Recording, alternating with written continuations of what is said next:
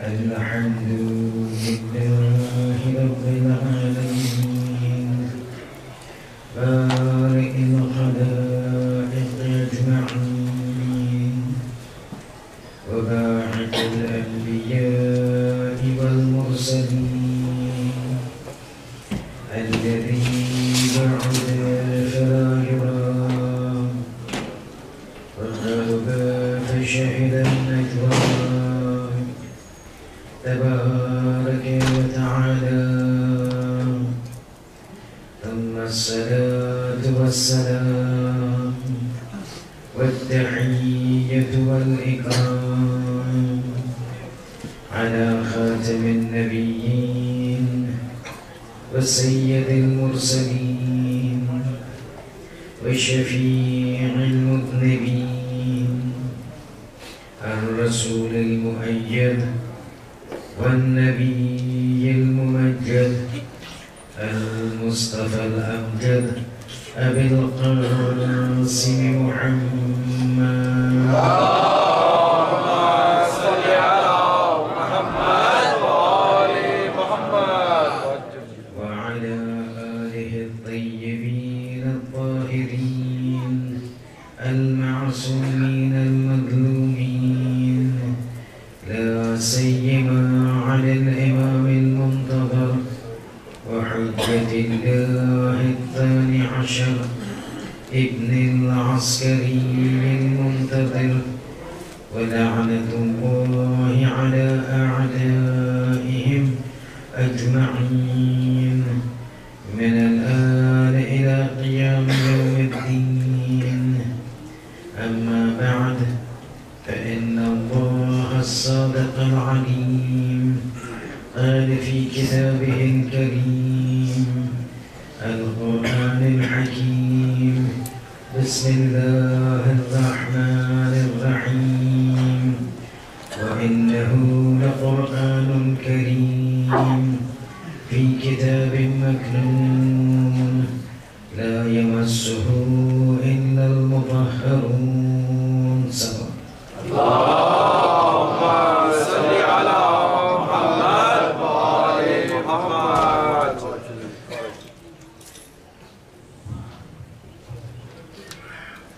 إني تارك فيكم الثقلين I leave behind you two things till for so long as you adhere to them you will never go astray. And the entire endeavor right from day one, today's day 4, 1/3 of Muharram already gone. And right from day one the emphasis has been and will continue that we need to highlight the importance of the Quran and then compare it to how the Ahlul Bayt led their lives and see how we, based on the teachings of the Ahlul Bayt, could benefit from their teachings on a practical dimension as we lead our lives. And as we keep going, we will keep shuffling and shuttling between the Quran and the Ithar, the Quran and the Ahlul Bayt, the teachings of the Quran, the life history of the Ahlul Bayt, to understand as to how, when it is said that these two entities are together, how they lead a life that is seamless. That means where the Quran ends, the Ahlul Bayt take off, and where the Ahlul Bayt and the Quran takes off. It's a very seamless collaboration between the two. And what is very important is, and this is what we need to understand, our lectures, it will not be theoretical in nature that abstract issues will be discussed. Because the entire concept of religion, the entire concept of majalis, is not just also to educate and get thawab, but also to utilize the teachings of the Ahlul Bayt to make our lives in this world easier. And in today's time, when we are confronted with so many challenges in the world, we find that there are so many keys that have been given to us by the Ahlul Bayt with respect to the Quran, vis-a-vis certain aspects of the Quran, that should we implement it, and if we were to implement it, we would see a lot of change in our lives, a lot of problems that we face in our lives. But the problem with us is that we will see a lot of things we don't know, as a result of which those keys that have been provided to us, we don't utilize them. What happens is that by not utilizing those keys that have been given to us by the Ahlul Bayt vis-a-vis the Quran, we find ourselves in situations where then we clamor for hope, we clamor for prayers, we're having this problem not being solved, we're having that problem not being solved. Yeah, you in Australia, I come from the UK, this is part of the Western world. Let us admit, you have children, I have children, we're minusing these small little individuals. But one of the major problems that, see how Quran finds solutions and provides solution. And this is where we need to pick them up. Unfortunately, we don't make use of these keys and then we realize we're having a problem. One of the problems that all of us face in the West, whether it is in the States or in Europe or in this part of the world, is the future of our children. Tell me how many of us who have children in this part of the world or in the West don't worry about their children. What will happen? The immense impact and the influence of the culture of the West, which is not always in sync with the culture of Islam, with what is being taught to us. At times in terms of religion, at times in terms of the culture, India, Pakistan, Indian subcontinent, which is basically where the whole majority of us come from. They don't sync, and there's always the fear, there's always an apprehension at the back of the mind. Yes, we have moved into the West, but how is it going to deal with our children? How is it going to eventually end up at the children? With you people and myself, inshallah, with the help of God and the look for the Masumeen, we know that our iman is not going to move. If I were to pick up one individual and say, okay, you're given millions of dollars, you claimed over your love for Ahlul Bayt, then you would say, we don't want the money. The problem is not us, the problem is our children, and that is where it becomes so important to understand. Now this very concept I'm telling you, look how the Holy Prophet, look how Ali ibn Abi Talib alayhi salatu wasalam,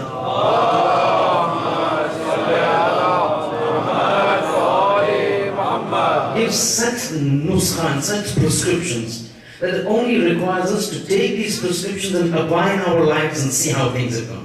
And we have seen individuals who have applied these and these have come out, tried and tested as a success. So if it can work for the others, it can work for us. The only thing is, first thing we need to learn, second thing we need to apply. Little details will come. I'll give you one example. This constant fear that is there in the back of the mind. This child that goes to school, 6 hours in school, 8 hours in school, things that they pick up, the language that they pick up, the words that they pick up. I know because my children go to the same school, same kind of school. We all constantly worry. You don't need to pick up certain words that people use every second word in a sentence. That they think it is so fashionable or run-of-the-mill words. For us, it's not. For the Muhibbeen of Ahlul Bayt, the Shia of Ali, you don't need to use those words. But the problem is, how do we tackle this? Again, when we talk about Quran, it may seem a very simple topic. It may seem, oh, what do we need to talk about the Quran? But this is our life. This is for which this, the fourth Imam, Zainul Abidin alayhi salatu wasalam.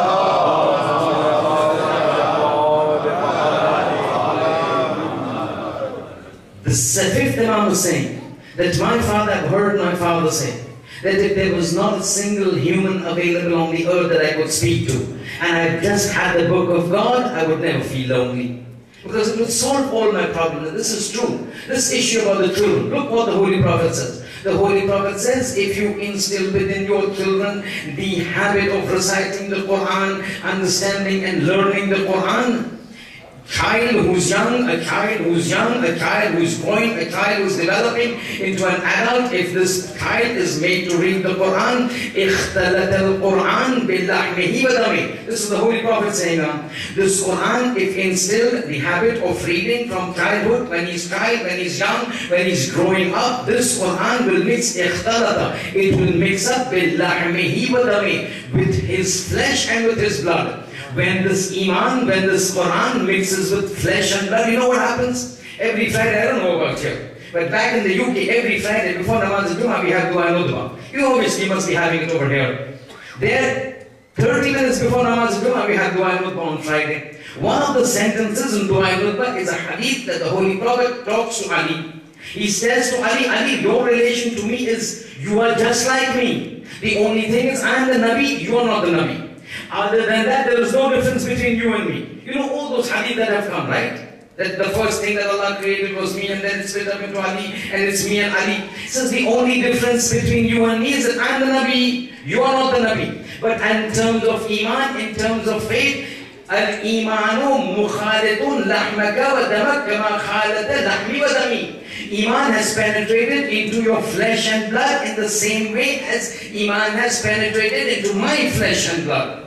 So what he wants to say is that if somebody wants to get a firmness of Iman, if he wants to keep his aqaid safe, if he wants to keep his Iman and religion safe, this Iman needs to go into his flesh and blood, into his entire wujud. Then this person becomes a person who can stand and withstand the vagaries of time. One of the ways to achieve, as the Holy Prophet says, Man qara al-Quran, one who recites the Quran, wa huwa shabun, he's young, he's a toddler, he's an infant, he's a young person. Then this Quran enters into his flesh and blood. When we instill into our children this habit, then we need to be assured that if the Holy Prophet says this Quran enters into their flesh and blood, it enters into their entire wujud, this man now will be protected by the Quran and the Iman from all the vagaries of the society. But the point is, how many of us actually do it? We are so particular about our children to do their homeworks in school, but we are not particular that this person needs to recite at least 10 ayats a day. So from the beginning, this Quran is penetrating. Then you don't need to worry about discos, you don't need to worry about drugs, you don't need to worry about clubbing and whatever words you want to use. There are most qadr there, and this is what the Quran keeps repeating. How many times in the Quran says, وَلَقَدْ يَسَّرْنَا الْقُرْآنَ لِلذِّكْرِ فَهَلْ مِن مُدَّكِرٍ. It at times appears God is, it may not sound correctly, it may not be the right word, but he sounds frustrated. Now don't come and tell me, how can God be frustrated? This is a metaphorical speech. God is saying, وَلَقَدْ يَسَّرْنَا الْقُرْآنَ لِلذِّكْرِ. We have made this Quran for you to understand. فَهَلْ مِن مُدَّكِرٍ. Is there anybody who will pick this Quran and read it and understand it? आया कोई है कि इसको उठाकर पढ़े और इससे हिदायत ले? I mean, he's pleading to us not for his benefit. It doesn't make any difference to him, but he wants us to be successful. He says, هَلْ مِن مُدَّكِرٍ. Those who know Arabic will know the word. It sounds like as if he is pleading us to read the book and gain guidance so that we can gain salvation. How good this is.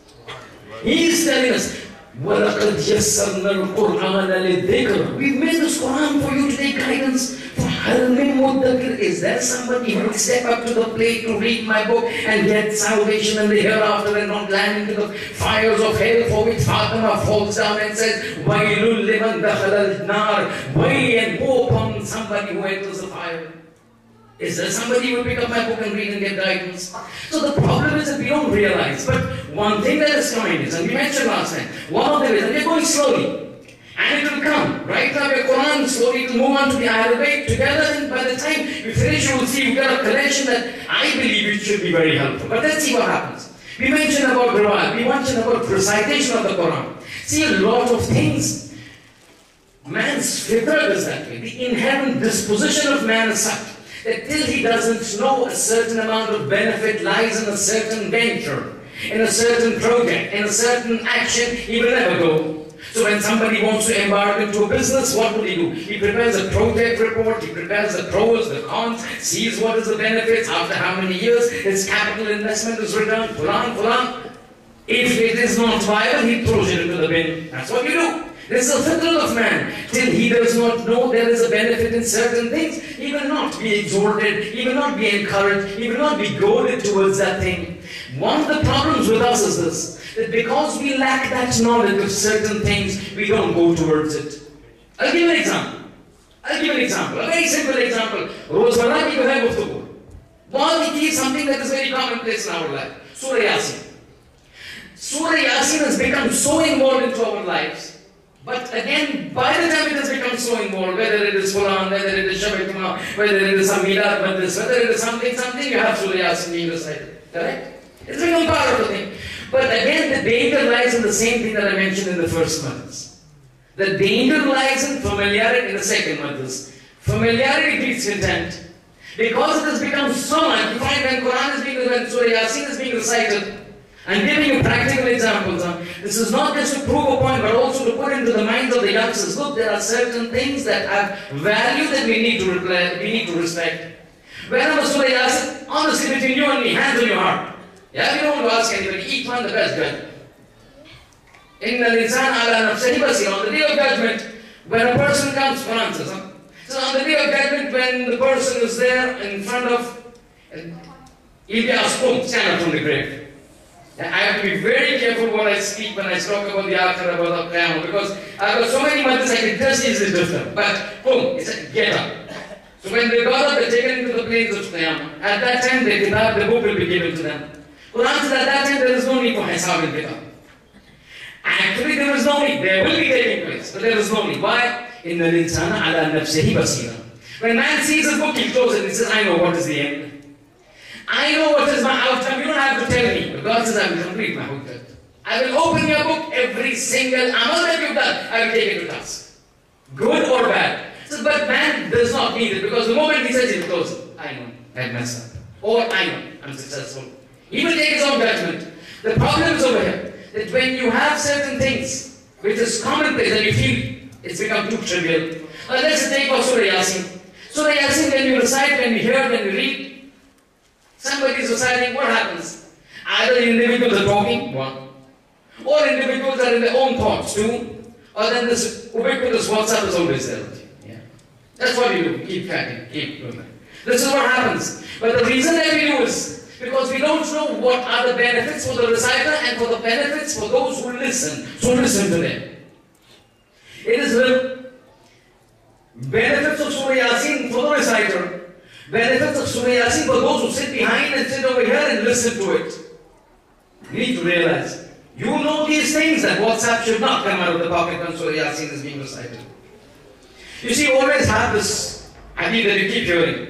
At least we need to keep it instilling into our children. All of us know this. It's not something new. That somebody who recites 3 times Qul Huwallahu Ahad gets a reward as if he's recited one whole Quran. This comes from the hadith from Salman al-Farsi. You know, we're not talking about the entire hadith. But somebody goes to the Holy Prophet and complains, Ya Rasulullah, this Salman that you say, Salman minna Ahlul Bayt, you say Salman minna Ahlul Bayt, Salman is one of my best companions, everything is Salman after Ali. You know, Salman is lied to me.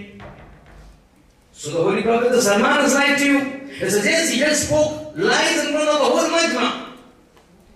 Kadiyakadub. He lied. He is lying continuously. This is called Salman. Salman comes, says Rasulullah, comes to Salman and says, this man has got a complaint against you that you are lying. And then the entire hadith comes. One part of it is this one, from which you and me and the ulama say, that reciting 3 times Surah Qul Huwallahu Ahad is equivalent to reciting the whole Quran. It is part of the hadith, very long hadith, you don't want to go into the hadith. Several other prescriptions, massively impacting prescriptions of our lives in the hadith, but some other time. Over here, you know, 3 times if you recite Qul Huwallahu, it's like reciting the entire Quran. But you know, Rawat says, once you recite Surah Yasin is equivalent to reciting the whole Quran 12 times. One person who recites Surah Yasin, there 3 times you recite Qul Huwallahu, you get one the thawab of having recited the Quran once. Here it is said you recite Surah Yasin once. These are for those individuals who recite Surah Yasin. Once you recite is equivalent to having recited it 12 times, the whole Quran. 12 times the whole Quran. How many of us can read the whole Quran once in the whole year? Leave aside the month of Ramadan. Honestly, we discuss this, so we don't want to go into that. 12 times. It says once somebody recites Surah Yasin equivalent to reward of 20 Hajj. 20 Hajj. These are not small little things that we're talking about the book of God. People think, oh, Quran is not a joke. They gave their life for Quran. The cut head of Hussein started reciting Quran. Understand this one. One time Surah Yasin, 20 Hajj. 12 times having recited the whole Quran. But now we want to go to those individuals who take out the WhatsApp and start chatting, or individuals who, these boys and girls who start playing games. Rawat says somebody who listens to Surah Yasin. Who listens to Surah Yasin, it is as if having listened to one 17-minute surah is equivalent to as if he's given 1,000 Ashrafi. Ashrafi is a certain gold coin. 1,000 Ashrafi in the way of God is sadaqah. Where in the world would you and me ever be able to give 1,000 Ashrafi every week or every month or every year? One time somebody listens. But again, there are misconceptions in our lives. Misconceptions is that Surah Yasin is only for at the time when somebody is going to die, in the state of Ihtidar, or when somebody is dying, you go to the grave, you recite Surah Yasin. But we don't realize the importance of Surah Yasin for a listener who is sick. Riwayat say, if Surah Yasin is recited next to an individual who is sick, when Surah Yasin is recited next to an individual who is sick, for every letter of Surah Yasin, Yasin, Ya is one letter, Sin is two letters. For every letter of Surah Yasin, Allah sends down 10 angels from the skies who come down near the bedside of this person who is sick, and they pray to God seeking the sickness to be taken away from this man and the forgiveness of the sins. One letter is equivalent to 10 angels coming out. Understand, there is a difference between you praying, there is a difference between me praying to God and an angel praying to God. This tongue has done so many sins. It is polluted. It is dirty. It is not a masoom tongue. When this comes out, it might be accepted. It might not be accepted. But when a masoom tongue talks, that is immediately accepted by God. For every letter of Surah Yasin that a sick person hears, 10 angels come down praying for him and seeking forgiveness. I got this is on. But we've kept Surah Yasin for the Murdagan, for the qabr, for those who are dying. But these are also for the people who are alive. This is what Quran says. This is what Quran says. Take from it. This is shafa. Quran is shafa for you. And so we find a lot of things. And one specific nuskha. See, practicalities we need to discuss on. And this is what I always try to do. Whenever we have a lecture, whenever there's a majlis, there should always be some practicality associated with it. One of the specific characteristics of Surah Yasin, is related to marriage. Marriage of whom? Not somebody wants, okay, it could be even somebody wants 3 or 4 wives. But normally it is for individuals who want to get married. Those who cannot get married, or those who want to get married. Tradition from the 6th Imam says, there is a namaz-e-hajat specifically for the marriage. There's a lady in the house, there's a young girl in the house, there's a boy in the house, there's a youth in the house, they want to get married, the parents want them to get married, the parents want to get married, whatever is the issue. If things are not working out, Riwayat said 2 rakat namaz hajat with Surah Yasin, just 2 rakat, like morning prayers. But the difference is, after Al-Hamd, the niyat is, I'm offering 2 rakat prayers with the hajat in your mind, 2 rakat namaz, like morning prayers, with the difference. After Al-Hamd, every rakat there needs to be recited in Surah Yasin. Al-Hamd, Surah Yasin, Ruku Sajda, 2nd rakat. Al-Hamd, Surah Yasin, Ruku Sajda. After this, then you do your hajat. I wish my son gets married. I wish my daughter finds a good suitor. I wish I get married, the young boy or the girl. The Riwayat says this is one specific nuskha for getting married. But again, while we are over here, let me just classify. There is a misconception. And see, whenever we talk, we come to know certain things. We visit places all over the world. One of the things is that, oh Maulana, but how can we pray all of this? Because in namaz, when we are praying Surah Yasin, we don't know Surah Yasin by memory. So we need to pray it by means of the book. But you can't pick up a book and pick up the Quran while you're praying the Salat. It's not accepted. Namaz becomes batil. Says who? Says who? This is what we have perceived our religion to be, and this is what we made our religion out to be. A demonic form of rites and rituals that keep everybody away from it. We make it so difficult now. Because we don't. وہ کہتے ہیں نیم حکیم کھاتے جان. نیم اللہ کھاتے ایمان. Put so much pressure on people, so much trouble. Baba, who says you cannot pick up the book and pray the Quran? Who says so? Pick up the Quran, pick up small little books where Surah Yasin is there, put it in your hand. Nobody says you cannot do it. Read the Quran, Alhamdulillah, Surah Yasin, Ruku Sajda. Second rakat, Alhamdulillah, Surah Yasin, Ruku Sajda. Then pray. If it doesn't work, then you go and talk to the Imam. But Imam when he says, Janashin of the Prophet, we need to have conviction. That boy, you remember, picks up, oh Bismillah. Conviction goes, asar goes. If conviction goes, Iman goes, asar goes, effect goes. Conviction. If this is said, it will work. People have worked, people have seen wonders. I know it. You also need to believe these things. But these are things that work out. These are the things that are required of us. These are the things that we've been told to do it.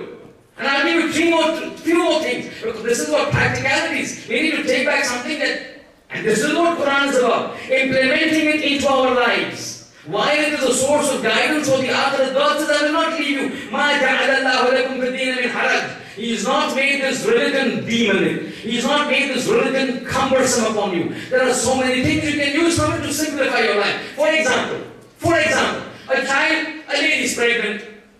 See, these are those keys that have been given to us. A lady who's pregnant. Yeah? She's delivered a child. Who wants a child to be dumb? Nobody wants a child to be dumb. You want your child to be intelligent. Reward says Surah Rahman. Take with Zafran, write it on a white plate. Or wherever, on a plate. Wash it. Give that written Surah Rahman in Zafran little bit to the child. Reward says this child will become Zameen intelligent. I got this now. Now you say my child is struggling in school. Oh Baba, you've never tried these things. You say, what is it? His son is so intelligent, my son is so. Oh, you don't know what he has done. You worry about your son. Have you done this? You have not done this. Why are you complaining? You get me what I'm saying? You understand what I'm saying? Things are there. We need to pick it up. We need to implement it. Revise the Surah Rahman when you write with Zafran on a plate. Wash it. The water that is collected. Give little water to this newborn child. Revise it comes intelligent. Then you might not have a problem with his homework. Then you might not have a problem with him struggling in school and having a one-to-one teacher and the teacher coming and saying your son is not coping up with the rest of the class with the other boys. Why don't we do it? It's there. Is there somebody who will take heed? Is there somebody who will pick up what I'm giving you? These young boys, when they go to auntie's house and they go to friend's house, they have this problem about wet dreams. Those are the state of Guru. 15, 16, 17, 14. Over here in the West, we come back at the age of 13, 13 and a half. Yeah, we have these Buluk sessions back in the UK. Yeah, regular Buluk sessions for these boys who constantly become valid regularly. We have twice a year, 3 times a year. I personally take sessions, teach them what they need to expect, what they need to do, what they need to be doing, what they need to be realizing when they become valid, and the changes that take place internally with respect to the hormones and the various things. One of the problems that they have is that when they want to go out to in their aunt's house, they always, one of them fear this. What happens if I have a wet dream at night? What happens if I dirty my clothes at night? Nocturnal emissions. But Prabhat says, Surah Nur. If Surah Nur is kept under the bed, under the pillow, that night this person will not have nocturnal emission. Don't ask me how. I cannot tell you how. If I could know how, then I would be one of the Muslims. I don't know. But this is what the Imams have told us. Nuskhas that have been given, prescriptions that have been given. Young boys, try it out. I've given it to a few people. If it's said, it's said. It's working, it's working. Surah Nur, under the pillow, on the night, when you fear there could be a problem, put it under the pillow. You will not face nocturnal emissions, the wet dreams, seminal describe. Nothing, it won't take place. Oh, but these are there given to us. We need to pick it up. But the point at time is that while you have the extreme emphasis on recitation and using this, we should not be ghafil of the fact that in the Tariq fikum al-Taqlin. Quran, I'll give you one instance. If recitation of the Surah Yasin gives you these benefits, recitation of the name of Ahlul Bayt gives you benefits. Listen to this incident. Normally, I prefer whenever I quote certain ulama to give you a history of the ulama. But now Ayatollah Bayt, who doesn't know? We've talked about it once before, mentioning his name again. Why I'm mentioning his name? To make you realize these are not things that we take out from our own pockets. He's narrating it, I can give you sources. He narrates why he was in Najaf. While he was in Najaf, there was a time when one of the scholars, one of the mujtahideen by the name of Ayatollah Kadhamaini, he should live in Kadhamain, a very respected name during his time. About this personality, Ayatollah Bayt was narrating. He says one day, a Mu'min brother, wanted to invite a few ulama into his house for food. I tell him, pay attention. He wanted to invite certain individuals to his house for food. When he wanted to invite these individuals to his house for food, it was approximately 11, 12 people that he had invited. On the day of invitation, he told us, when the invitation was supposed to go out, he sends his servant and he says, go and invite them. This servant, by mistake, goes and invites the students of the madrasa in which these ulama were living. So what was supposed to be a dawat for 11, 12 people became dawat for 70. Now he didn't realize this faux pas. He didn't realize this mistake. Till on the day when all of a sudden he sees these boys coming. And he's expecting 11, 12. Oh, 1, 2, 3, 11, 12, 20, 30, 40. So he called the servant, he says, what is this? He says, you told me to call them. I said, I told you to call the teachers of the madrasa, not the students. How many have you called? How many are there? He says, 70. Yeah, wow, 11 people, 12 people have cooked, 15 people maximum, 70 people coming. You can't even Tullab in those times. They're talking about the Roman times when Al-Qaeda was still young. Still there was respect for the Tullab, for the ulama. Today everything goes on that. In front of the Sheikh, Salaam alaikum, Mulana, Salaam alaikum, I can't, but anyway, those who say like one, you have to live up with it. You got a job to do, you got a responsibility. You do that and then people go back from the straight. But the point is what? He says, now what do I do? He rushes to Aga Kazmi. He says, Aga Kazmi was a very muttaqi, pious, very namkeen at that time for his taqwa, for his piety. He says, Aga, I have a problem. He says, what? He says, this has happened. 15 people cooked. I'm expecting 11. 70 are coming. I can't turn them away. Tulabul ilm. I don't have the means in the short time to cook for them. I'm stuck. I don't know what to do. He says, you go back. I'm coming. But don't start distributing the food till I come. So that was. So people start coming. He's waiting. Aga Kazmi not coming. Very close to the time when food was supposed to be served. This man perspiring, wondering, is it Abu Rizzi? Today, good problem. Suddenly Aga Kazmi comes. He says, where's your kitchen? He says, goes to the kitchen. He says, show me your food where you've cooked. So it was a pulao that was cooked. So he opened it up. He saw 11 people. He said, get me a white cloth that has not been used. A brand new white cloth that has not been used, that has not seen water. They bring him a white cloth. He takes out his amam, he takes out his rida, he takes out his kaba. In his dishdaja and his kanzu, he takes a white cloth, he covers it.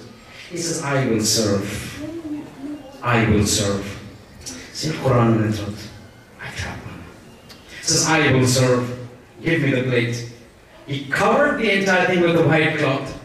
Opened it to put his hand inside. So you keep giving me the plate. I will keep taking out, you start giving it. He says, hi, Abbas, whatever you say. They're wondering, what is he going to do? So he takes out the ladle and he starts pulling out.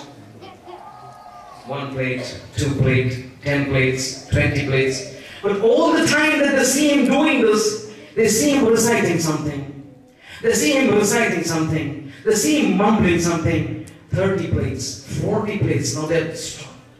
This is Ayatollah Behta Khan narrating. 30 plates, 40 plates, 50 plates, 70 plates. And he's constantly reciting something and he's constantly taking it out. 70 people all filled. He closes it up. He wears his khan, he wears his kaba, rida, kaba, amam is about to go. This Sahib Khana comes and falls at his feet. Aga, today you've saved my respect. But what did you do? He says, I did not do anything. It says, no, 11, 15 people, food that I cooked, fed 70 people, what did you do? He says, I never did anything. It says, what were you reciting? It says, everything has happened because of the zikr. It says, what was the zikr that you were reciting? It says, this was something that Jibreel brought in favor of Ali to Muhammad. It says, Ha, Aliyun khayrul bashar, man aba faqad kafar. Understand, Jibreel is bringing to Muhammad that Allah has sent us down. Oh people, understand, Aliyun khayrul bashar. Ali is the best of the bashar. Man ankara faqad kafar. Who denies him has done kufr. I kept reciting it and the dhikr of Ali kept giving barakat in the food.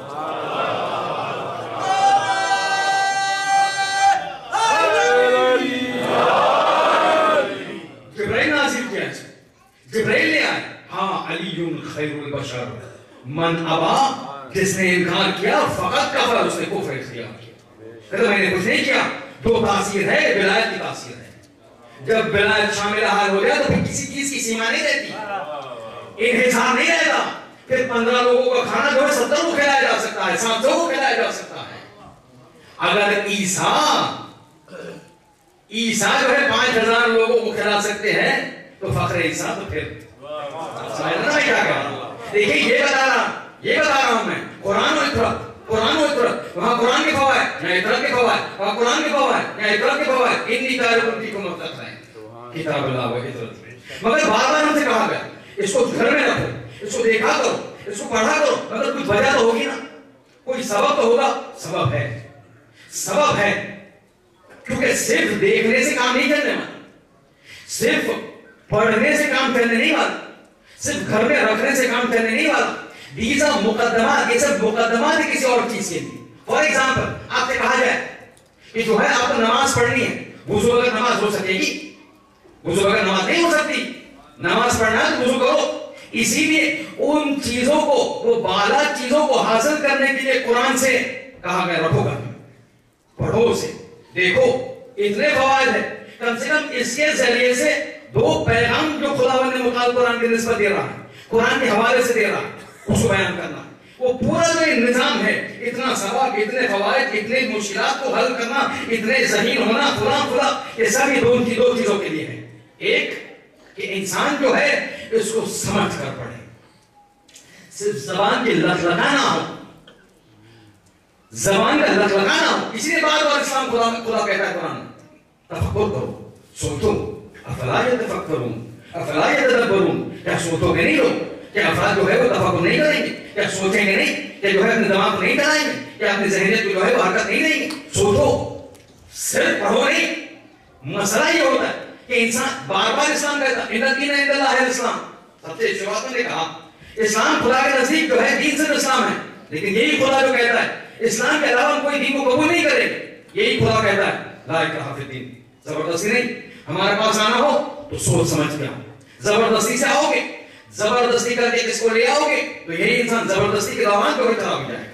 مگر اب انسان اپنے دل سے آئے گا تو پھر ہمارے یاسین اور بلال جیسا ہوگا کہ پتھر رکھا جائے، پیٹ چھلنی ہو جائے، مگر صرف پھر کہتا رہے گا احد احد خدا ایک ہے، خدا ایک ہے. کیونکہ جو ہے ذہن سے جو ہے قبول کیا.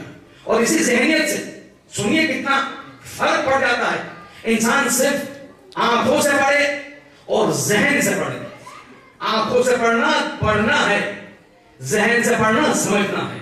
بار بار کہا گیا پڑھو پھر سمجھو، کیونکہ اگر تو سمجھو گے نہیں تو گمراہ ہو جاؤ گے. کس طرح گمراہ ہوگے؟ عجیب بات ہے. لیکن گمراہ ہونے کی جو بات ہے، انسان قرآن پڑھتا جا سکتا ہے مگر اگر سمجھے گا نہیں تو گمراہی کی طرف جائے گا. واقعہ بتاؤ، راوی نقل کرتا ہے آج کا نہیں، عاشور کا نہیں، اس وقت کا کہ جب عاشور کے بعد اسرا کا قافلہ جو ہے، قیدیوں کا قافلہ جو ہے کوفے میں وارد ہوا. اب آپ کو پتا ہے مسائل کے منظر نہیں ہے، واقعہ بیان کرنا. جب قافلے کو جو ہے کوفے میں وارد کر دیا گیا تو وہاں جو مسجد جامع تھی اس کے دروازے کے پاس جو ہے ایک کبوترے جیسا تھا، وہاں جو ہے کھڑا کر دیا گیا. اب جب جو ہے پورے اسیروں کا جو ہے وہ پورا قافلہ کھڑا ہے، راوی نقل کر میں نے دیکھا قافلہ کھڑا ہے، فیہم ان میں علی بن حسین علیہ السلام، امام سجاد وہاں ہے، فاطمہ وہاں ہے. اب یہ راوی کہتا میں دیکھ رہا تھا، اسرا ہے، پورا قافلہ ہے، سید سجاد ہے. کہتے ایک شامی آیا بوڑھا آدمی سید سجاد کے پاس آتا ہے. دیکھیے سنیے غور کریے، یہ تفکر افلا یتفکرون. خدا بار بار کہتا ہے کہ سوچتے نہیں، افلا یتدبرون، کیا ہم کو یہ نہیں کہ ہم سوچے تفکر کرے. کہتے یہ بوڑھا آدمی شامی آتا ہے، علی بن حسین کے پاس آتا ہے، سید سجاد کے قریب آتا ہے. ایک مرتبہ ہاتھوں کو بلند کرتا ہے، سنیے گا، یہ ہاتھوں کو بلند کرتا ہے، دعا کرتا ہے الحمدللہ الذی قتلوک، الحمدللہ الذی قتلکم. خدا کا حمد اور خدا کی تعریف کہ خدا نے تم کو قتل کیا، وہ ہلاککم، اور تم لوگوں کو ہلاک کیا. حسین شہید ہوئے، پورا گھرانہ جو ہے تباہ ہوا. یہ شامی ایک مرتبہ آ کے کہتا ہے کہ جو ہے خدا کا شکر ہے کہ خدا نے تمہارے خاندان کو تباہ کیا، خدا تمہارے خاندان کو ہلاک کیا. اب راوی کہتا ہے میں دیکھ رہا ہوں، میں سن رہا ہوں کہ یہ کہہ رہا ہے. اب میں متوجہ ہوا دیکھنے کے لیے کہ سید سجاد کا ریاکشن کیا ہے. ایک مرتبہ سید سجاد اس کو کہتا ہے کہ اے پیرمرد، اے بزرگوار، مجھے ایک بات بتا، تو نے یہ دعا تو مانگ لی، خدا کا شکر کیا کہ خدا نے ہم کو ہلاک کیا، خدا نے جو ہے ہمیں نابود کیا، مگر تو قرآن پڑھتا ہے، وہ تو برسوں سے پڑھتا آ رہا ہوں، اتنا بوڑھا ہو گیا بچپن سے پڑھتا آ رہا ہوں. کہتے تو نے جو ہے کچھ آیتیں پڑھی ہیں جو میں تجھے بتاؤں گا، مجھے بتاؤ.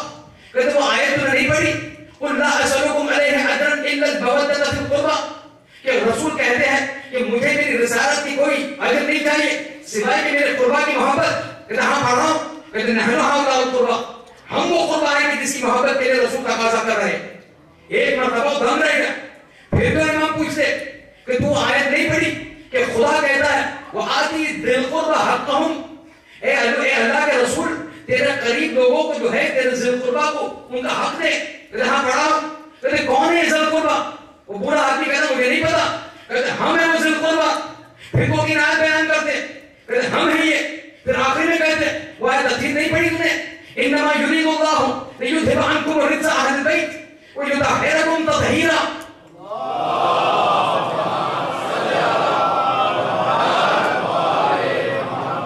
ہاں پڑھیے. کہتے ہیں تطہیر کون ہے، یہ اہل بیت کون ہے، میں نہیں جانتا. کہتے ہم ہیں وہ اہل بیت. راوی کہتا ہے کہ بار بار ایک ایک آیت کو امام پڑھتے جا رہے ہیں، اور وہ بار بار کہتا ہے ہم نے پڑھا ہے لیکن کون ہے اس کے مصداق ہم نہیں جانتے. اور بار بار علی بن حسین کہتا ہے ہم ہیں مصداق، ہم ہیں مصداق. کہتے آخری آیت جب آیت تطہیر کی تلاوت کی امام نے اور بتا کہ اہل بیت ہم ہیں، راوی کہتا میں نے دیکھا وہ بوڑھے آدمی کی آنکھوں سے آنسو جاری ہوئے. ایک مرتبہ کہاں وہ ہاتھ اٹھا کر خدا کے پاس دعا مانگ رہا تھا کہ خدا ان پر تیرا شکر ہے کہ تو نے ان کو جو ہے وہ ہلاک کر دیا.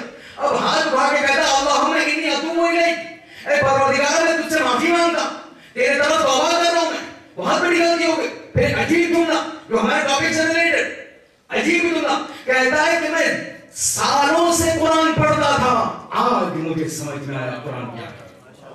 دیکھیں مسئلہ کیا تھا، قرآن پڑھنا ایک بات، سمجھنا ایک بات.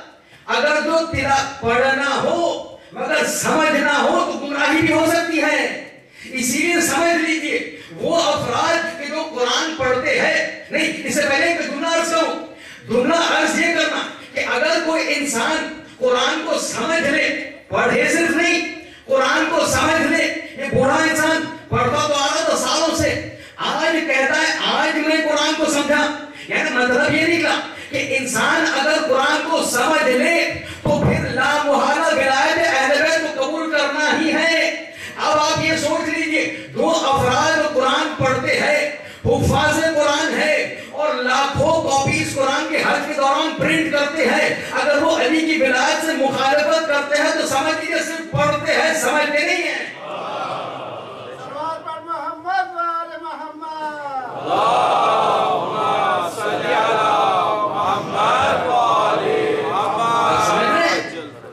قرآن پڑھنا ایک بات ہے، قرآن کو سمجھنا دوسری بات ہے.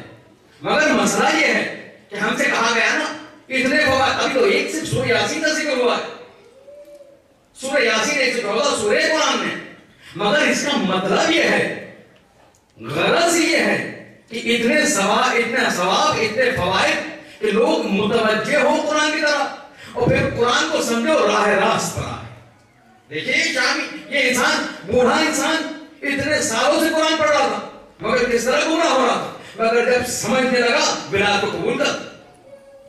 اسی لیے کہا گیا دو نسخے بتائیں، دو تعلیمات. ایک ہم سے کہا گیا قرآن کو پڑھو سمجھ کر، مگر صرف سمجھ کے کام نہیں آئے گا کیونکہ جب تک عمل نہیں ہوگا تب تک جو ہے وہ سمجھنا بھی کامیابی نہیں ہے. سنیے گا ایک واقعہ، اس کے بعد پھر مسائل کی منزل کا. ایک مرتبہ یہ صرف واقعے کے ذریعے سے بتانا ہے کیونکہ وقت بہت کم ہے، جلدی آگے بڑھنی بات ہے، پڑھانی ہے. اب دیکھیے واقعے سے جو ہے وہ آسانی سے سمجھنا. اب یہ سنا پڑھنا سمجھنا نہیں گمراہی، سمجھ لیا ہدایت کی طرف مگر عمل بھی کرنا ہے. عمل نہ ہو تو پھر دیکھیے کس طرح گمراہی ہوگی. ایک مرتبہ علی خمین نے زیاد کہا کہ لے کے نکل جائے، مدینہ کی وجہ سے نکل گئے. خمین ہمیشہ جو ہے وہ بہت قریب ہے علی سے، تو کبھی بھی راز کی بات علی خمین کو بھاگتا ہے. ایک مرتبہ آدھی رات کا مقصد سننا مدینہ کی وجہ سے نکل گئے. ایک مرتبہ ابھی برسوں پہلے کی بات ہے شہادت سے، ایک مرتبہ گزر رہے تھے کہ ایک مرتبہ کسی گھر سے قرآن کے تلاوت کی آواز آئی.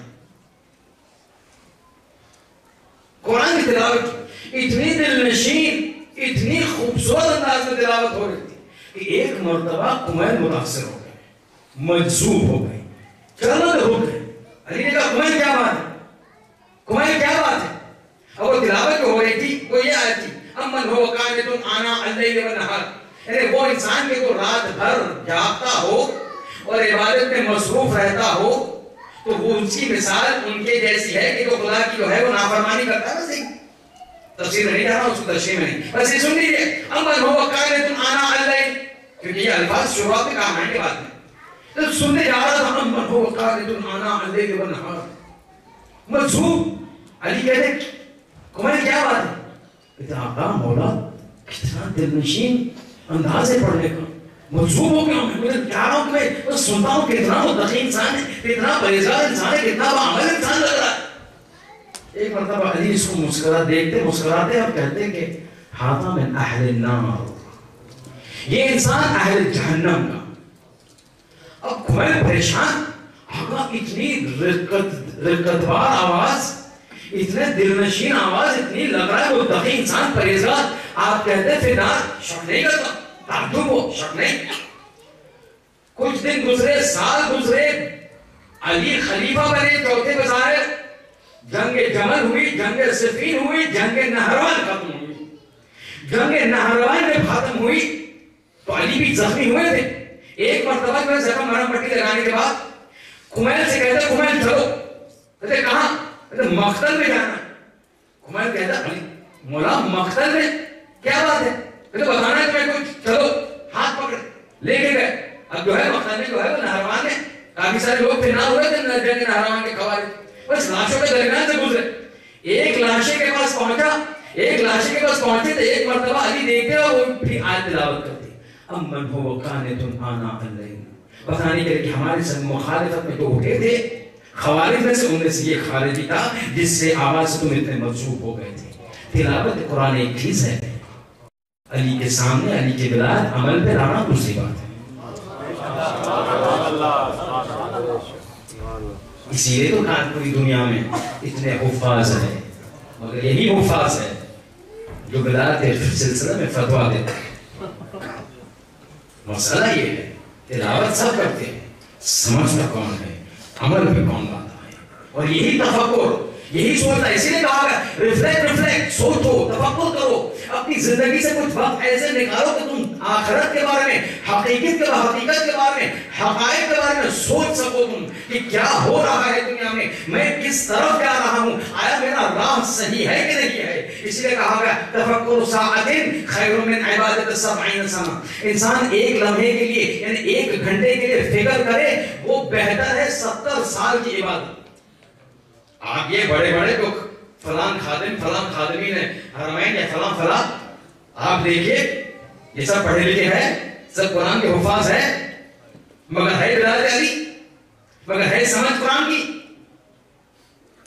صرف پڑھنے والے سمجھنے والے نہیں ہیں۔ تفکر کرو تو کامیابی ملے گی، سوچو تو کامیابی ملے گی، اور اس طرح کامیابی ملے گی کہ انسان جہنم کے خائے کی طرف ہے، مگر تفکر کی وجہ سے جو ہے انسان جنت کے جو ہے اس طرح الفاظ ایسا انسان بن جاتا ہے کہ چھٹا امام مجبور ہو جاتا ہے کہنے کے لیے کہ بے ابی انتم ہو۔ شہدائے کربلا کس کی طرف اشارہ ہے؟ اور کی طرف اشارہ ہے، جہنم کے پاس کھڑا ہے، مگر تفکر کرتا ہے اس طرح جو ہے شہداء میں شامل ہوتا ہے کہ چھٹا امام کہتا ہوا نظر آتا ہے میرے ماں باپ تم پر دو۔ دیکھیں تفکر، اور مسئلہ آپ کو پتا ہے نا کیا ہے؟ ایک مرتبہ حسین کوفے کی طرف چلتے آ رہے ہیں، ایک منزل پر جو ہے وہ پانی ملا تو فرمان جاری کیا کہ پانی کو بھر دو، جتنا ہو سکے پانی کو بھر دو۔ کسی نے آگے پوچھا مولا آئندہ منزل پر پانی نہیں ملے گا؟ پانی ملے گا لیکن بیچ میں مہمان آنے والا ہے۔ ایک مرتبہ جو ہے وہ مشکل سے مشہور بھر دیا گیا، اوپر پر لادا گیا، ایک مرتبہ چلنا شروع کیا کہ سامنے سے فوج آتی نظر آئی، کون ہو اپنے سپاہی کو لے کر آ۔ اس سے پہلے کہ گفتگو کا آغاز ہو ایک مرتبہ حسین نے جو ہے وہ کہا جاؤ ان کو پانی پلاؤ، اتنا پانی پلاؤ کہ سیراب کر دو، ان کے جانوروں تک کو سیراب کر دو۔ ایک مرتبہ جو ہے وہ مشیقوں کو کھول دیا گیا، اور اپنے فوج اپنے جانور سب جو ہے سیراب ہو گئے۔ ایک مرتبہ پانی جب پی لیا سیراب ہو چکے تو ہو آتا ہے گھوڑے پر ہے، حسین بھی گھوڑے پر ہے۔ ایک مرتبہ پوچھتا ہے کہ حسین الدینی کہاں کا طرف کہاں کا ارادہ ہے؟ مجھے کوفہ کا۔ حسین الدینی تمہیں کوفہ جانے نہیں دے سکتا، مجھے کوفے والے نے خطوط لکھ کر بلایا ہے، مجھے بلایا ہے، میں خود اپنے مائن اپنے میرے سے نہیں جاتا، اپنے خود کی خواہش سے نہیں جاتا، مجھے بلایا دیکھیے خطوط ہے، مجھے حکم کیا گیا ہے کہ آپ یہاں سے جانے دو۔ ایسی بات ہے مجھے پھر دوبارہ لوٹا دو، مجھے دوبارہ لوٹ جانے دو۔ نہیں، کہا گیا کہ تمہیں یہاں منحصر کر کے جو ہے وہ یہاں روک دیا جائے کہ آپ کی کوئی حرکت نہ ہو۔ بس ایک گفتگو چل رہی تھی کہ ایک مرتبہ گفتگو جو ہے سختی کی طرف چلی کہ ایک مرتبہ جو ہے ان کو غصہ آیا اور اس نے جو ہے وہ لجام میں فرس سے حسین کو پکڑا اب عرب میں یہ گستاخی کی نشانی مانی جاتی ہے کہ کسی کے گھوڑے پر گئے لجام کو ہاتھ میں لیتے ہیں. یہ ہونا تھا کہ اللہ کے رسول کے نواسے کو جو ایک مرتبہ چلا ہے ایک جملہ کہتا ہے ہو تیری یہ وجہ کہ تم نے گھوڑے کے لجام ہاتھ سقلت امک یا حر تیری ماں تیرے ماتم میں بیٹھے تیری ماں تیرے موت پر غم بنائے. اب عرب میں جب کسی کو انسان بہت زیادہ ناراض ہو جاتا ہے تو جملے نکلتے ہیں. یہ ایک جملہ بہت ہی شدید جملہ بتانے کے لیے انسان بہت سخت ناراض ہے تو خدا بہت تیری ماں تیرے ماتم پہ بیٹھے. روایت کے جملے ایک مرتبہ حور نے دیکھا حسین کو ایک مرتبہ سر کو جھکایا کچھ دیر سوچا پھر سر اٹھایا کہا کہ حسین اگر عرب میں کوئی اور یہ جملہ مجھ سے کہتا نا تو میں یہ پلٹ کر جملہ پھر سے دوبارہ اس شخص کے اوپر کہتا مگر حسین نہیں کر سکتا کیونکہ تمہاری ماں فاطمہ الزہرا تمہاری ماں فاطمہ الزہرا ہے وہ میں نہیں کہہ سکتا. بس معاملہ ختم ہوا. حسین جو ہے کربلا میں وارد ہوئے 2 محرم گزری 3 محرم گزری 7 محرم پانی جو ہے بند ہوا. شب عاشور آئی. ایک مرتبہ سنیے گا یہ جملہ محفوظ رکھیے گا. ایک مرتبہ جو ہے شب عاشور آئی. شب عاشور آئی رات کا وقت ہے. غلام جو ہے خیمے حر میں وارد ہوتا ہے اطلاع دینے کے لیے کھانا لگا ہوا ہے کہ ایک مرتبہ کیا دیکھا پریشانی کی حالت میں حر جو ہے ایک کونے سے دوسرے کونے خیمے قدم زنی کرتا. پریشان آقا کھانا تیار ہے خود نے جواب دیا. اب غلام ذرا تھوڑی دیر کے بعد آگے دیکھ کیا دیکھا پھر سے قدم زنی جاری ہے. پریشان ہے مگر کیفیت چینج ہو گئی. اب جو ہے چہرہ سرد ہو چکا جسم میں کبھی ہے پریشان نظر آ رہے. آقا کھانا تیار ہو گیا. اب حسین اب نے جواب نہ دیا. غلام کا ہاتھ پکڑا خیمے کے بعد کہتے غلام ذرا سنو کچھ آوازیں آ رہی ہیں کوئی چیز سنائی دے رہی ہے.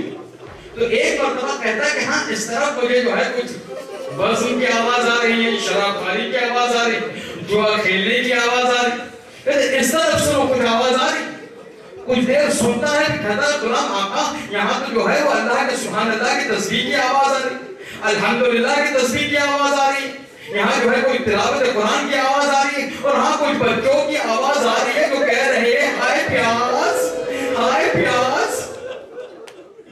خود کہتا ہے میرا غلام آج میں اپنے آپ کو جنت اور جہنم کے درمیان پاتا ہوں. تو غلام کہتا ہے ارادہ کیا ہے. کہتے کل صبح کا انتظار کر میں دیکھ بتاتا ہوں میں کیا کروں. صبح سویرے نمودار ہوئی صبح ہوئی کہ ایک مرتبہ حسین حور نے گھوڑے پر سوار ہوا اور ایک مرتبہ نکلنا چاہا کہ بھائی ملا کہاں جا رہے بھیا.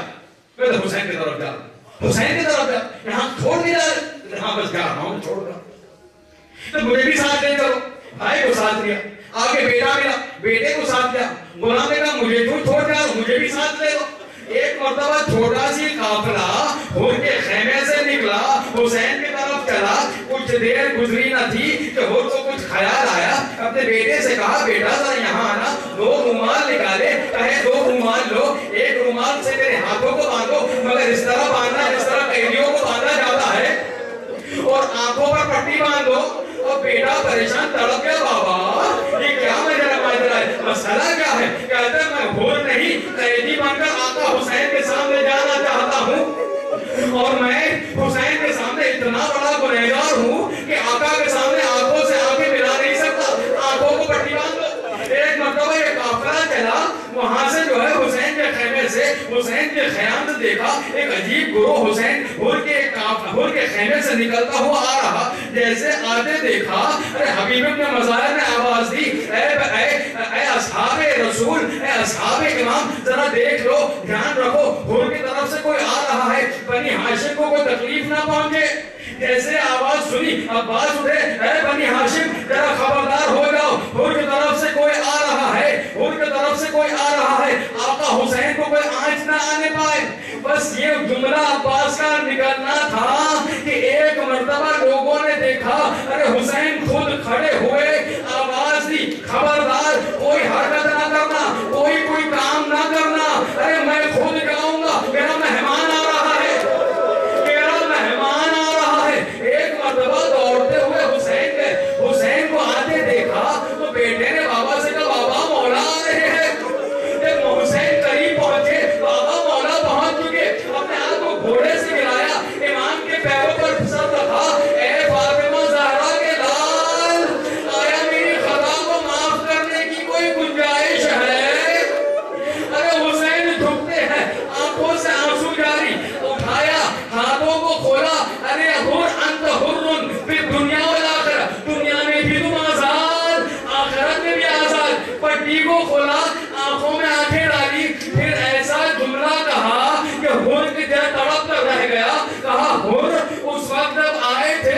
دشمن بن کر آئے تھے سیراب کر سکا، آج مہمان بن کر آئے، ایک کوزہ پانی کا نہ دے سکتا، ایک کوزہ پانی کا نہیں دے سکتا، مجھے معاف کرنا، ارے خود تڑپ گیا، ارے آقا یہ میری وجہ سے یہ آپ کی حالت ہے۔ ایک مرتبہ ہور کہتا ہے آقا سب سے آخر میں آیا تھا، سب سے پہلے مرنے جانا ہے، اجازت دے دیجئے۔ اب نفسانیت ہور کی جو ہے وہ کیفیت نفسانی جو ہے امام سمجھ چکے، کہتے جاؤ جنگ کے لیے جاؤ۔ ایک مرتبہ گھوڑے پر سوار ہوتا ہے، مقتل کی طرف جاتا ہے، کچھ دیر جاتا ہے، رکتا ہے، پھر آتا ہے، اپنے بیٹے کی طرف اشارہ کرتا ہے، کہتا بیٹا تم پہلے جاؤ، بیٹا تم پہلے جاؤ۔ بیٹا پریشان، بابا یہ کیا اچانک مائنڈ چینج کیسے ہو گیا؟ کہتا ہو کہتا ہے میں بھی تو دیکھوں کڑیل جوان کا داغ کیسے ہوتا ہے، ارے اکبر کا داغ، ارے میں بھی دیکھوں اکبر کا داغ کیسے ہوتا ہے۔ ایک مرتبہ بچہ جاتا ہے، لڑتا ہے، گرتا ہے، اے بابا دیکھنی، اے بابا میری مدد کیجئے، کیسے بابا کا نام سنا، ارے باپ تھا نا، باپ کی محبت تھی نا۔ ایک مرتبہ دوڑنا چاہا، اچانک کیا دیکھا، کسی نے اپنا ہاتھ تھام لیا، مڑ کر دیکھا حسین ابن علی ہاتھ تھامے ہوئے، کہتے آقا کیا بات ہے، بیٹا بلا رہا، کہتے بوڑھا باپ جوان بیٹے کے لاشیں تو نہیں اٹھاتے، ارے میں ہاتھ جوڑ کر کہوں گا، ارے آقا آپ ہی نے کہا تھا بوڑھے باپ جوان کا لاشیں نہیں اٹھاتے، ارے اکبر جب زمین پر گرے، ارے میرا بوڑھا امام کڑیا جوان کس طرح اٹھایا ہو۔ ایک مرتبہ بچے کو لے آیا حضور نے، ابو امام حسین، وہ کہتا آقا خدا حافظ، وہ جاتا ہے جنگ کرنے، جنگ کرتا ہے کتنوں کو فنار کیا، ایک مرتبہ جنگ کر کے پھر لوٹ، ایک مرتبہ جنگ کرتا پھر جو ہے کتنوں کو فنار کیا۔ اب جو ہے جب زخمی ہوا تو زمین پر گرا، آواز دیا نکلی یا مولا، ارے آقا کو بلایا، آقا دوڑے، مولا دوڑے، کیا دیکھا حور زمین پر ہے، حسین زمین پر بیٹھتے، حور کے سر کو اپنے زانوں پر رکھا، کیا دیکھا پیشانی سے پیشانی پر زخم ہے، خون جاری ہے۔ ایک مرتبہ جیب میں سے رومال نکالا،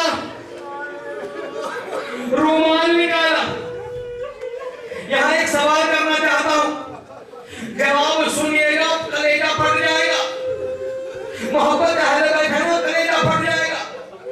ایک سوال کرتا ہوں، ہزاروں کا مجمع تھا، مگر صرف ایک واحد فرد تھا حور جس کو یہ احساس ہوا کہ میں جنت اور جہنم کے درمیان ہوں۔ اس کی وجہ کیا تھی؟ ہزاروں کی تعداد میں لشکر تھے، صرف حور ہی کیوں تھا جس کو یہ بات ذہن میں آئی کہ اس طرف جہنم ہے، اس طرف جنت ہے، دوسروں کو یہ بات کیوں سمجھ میں نہ آئی؟ میں نہیں جانتا کیا بات ہے، اسرار خدا کو نہیں جانتا، مگر میرا دل کہتا ہے کہ یہ ایک جزا ہے، ایک عمل حور کے ایک عمل کی جزا ہے۔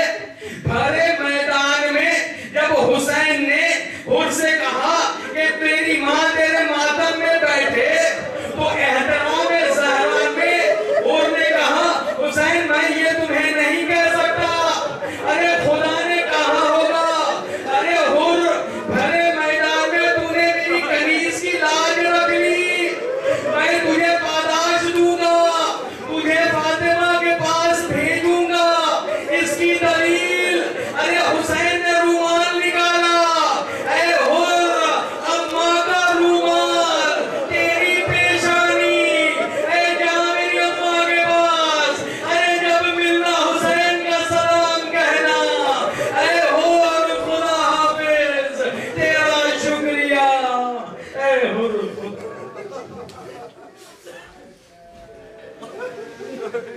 سيعلم الذين ظلموا أي منقلب ينقلب ألا بلعنة الله على القوم الظالمين.